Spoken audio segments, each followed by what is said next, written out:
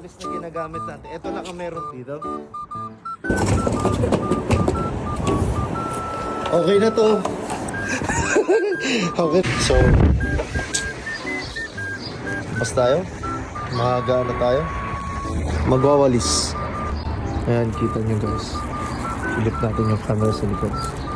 Ayan ang basura ng ating lilinisin dito sa drive-thru. Kasi ang kadalasan ginagawa ng mga customers, pag dumaan sila dito sa bintana namin sa drive-thru, yan, dito, hinabagsak nila lang yung kanilang mga basura. That's why you have to clean it. You see guys, lilinisin natin guys ha. Siyempre Pilipino tayo, kailangan ilagay natin sa isang lalagyan pagkaipon natin sa isang lugar. Ganito rin bang ginagawa mo guys? Yan, ganito ang buhay natin dito guys. Ayan.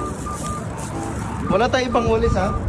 Baka kini-question nyo, ito yung walis na ginagamit natin. Ito lang ang meron tayo, walang choice. Isang mabilisan na lang. Isang mabilisan. Ayan.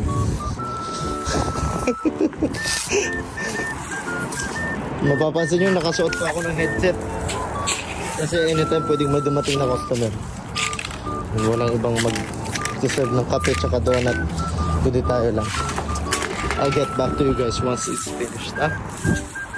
Hirap pag isang kamay lang ginagamit. Yawa.